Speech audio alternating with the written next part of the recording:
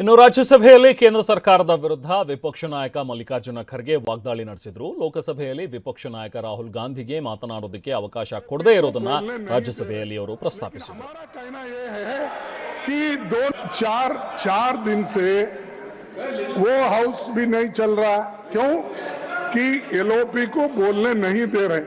लेकिन हमारा कहना ये है कि दोनों हाउस मिलने के बाद ही पार्लियामेंट बनता है. एक हाउस से पार्लियामेंट नहीं बनता. ये दोनों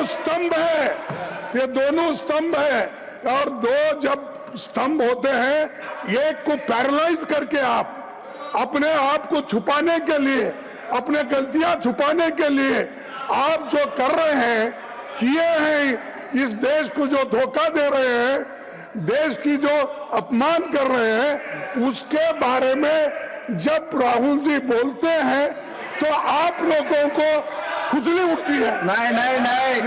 No, Lok Sabha should not be discussed here. इसीलिए You want to tell something? हम ये चाहते हैं कि बोलना दीजिए. खड़गे जी, you are a very elderly person.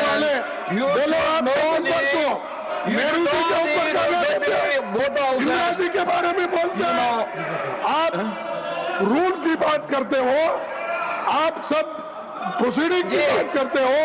अरे वो प्रोसीडिंग गलत हो.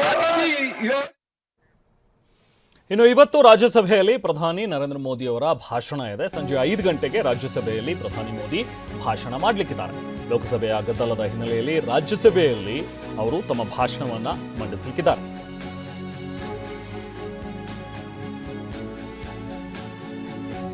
ಇವತ್ತು ಸಂಜೆ 5 ಗಂಟೆಗೆ ನಿಗದಿಯಾಗಿರುವಂತಹ ಭಾಷಣ. ಇನ್ಫ್ಯಾಕ್ಟ್ ಲೋಕಸಭೆಯಲ್ಲಿ ಏನೋ ಒಂದು ಭಾಷಣವನ್ನು ಮಾಡಬೇಕಾಗಿತ್ತು, ಆದರೆ ಅಲ್ಲಿ ಗದ್ದಲ ಏರ್ಪಾಡಾಗಿರುವಂತಹ ಒಂದು ಹಿನ್ನೆಲೆಯಲ್ಲಿ ಅಲ್ಲಿ ಭಾಷಣವನ್ನು ಮಾಡದೆ ಈಗ ರಾಜ್ಯಸಭೆಯಲ್ಲಿ ತಾವು ಭಾಷಣವನ್ನು ಮಂಡಿಸ್ತೀವಿ ಅನ್ನುವಂಥದ್ದನ್ನು ತಿಳಿಸಿದ್ದಾರೆ. ಅದರಂತೆ ಈಗ ಸಂಜೆ 5 ಗಂಟೆಗೆ ರಾಜ್ಯಸಭೆಯಲ್ಲಿ ಪ್ರಧಾನಿ ನರೇಂದ್ರ ಮೋದಿ ಅವರ ಭಾಷಣ ಇರುತ್ತೆ.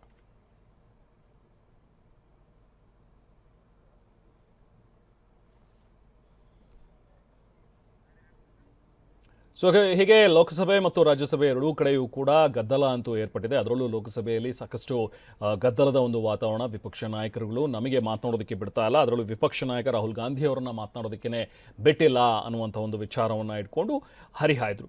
ಅದೇ ಒಂದು ಸಂದರ್ಭದಲ್ಲಿ ಈ ಗದ್ದಲದ ಬಗ್ಗೆಯೂ ಕೂಡ ಪ್ರಸ್ತಾಪ ಮಾಡಿದಂಥ ಓಂ ಬಿರ್ಲಾ ಅವರು, ಸ್ಪೀಕರ್ ಅವರು, ಈ ಗದ್ದಲ ಎಷ್ಟು ಮಟ್ಟಿಗೆ ಹೋಗ್ತಾ ಇತ್ತು ಅಂತ ಹೇಳಿದ್ರೆ ಪ್ರಧಾನಿಗಳ ಎದುರು ಹೋಗಿ ಒಂದಷ್ಟು ಅಹಿತಕರ ಘಟನೆಗಳು ಕೂಡ ನಡೀಬಹುದಾಗಿತ್ತು, ಅದಕ್ಕೋಸ್ಕರ ನಾನೇ ಅವಾಯ್ಡ್ ಮಾಡಿದೆ ಅದನ್ನು, ಹಾಗಾಗಿ ಪ್ರಧಾನಿಗಳು ಬರಲಿಲ್ಲ ಅನ್ನುವಂಥದ್ದನ್ನು ಹೇಳಿದ್ರು. ಈ ಎಲ್ಲ ಬೆಳವಣಿಗೆಗಳ ನಡುವೆ ಇವತ್ತು ರಾಜ್ಯಸಭೆಯಲ್ಲಿ ಈಗ ಪ್ರಧಾನಿ ನರೇಂದ್ರ ಮೋದಿ ಅವರು 5 ಗಂಟೆಗೆ ಭಾಷಣ ಮಾಡಲಿಕ್ಕಿದ್ದಾರೆ.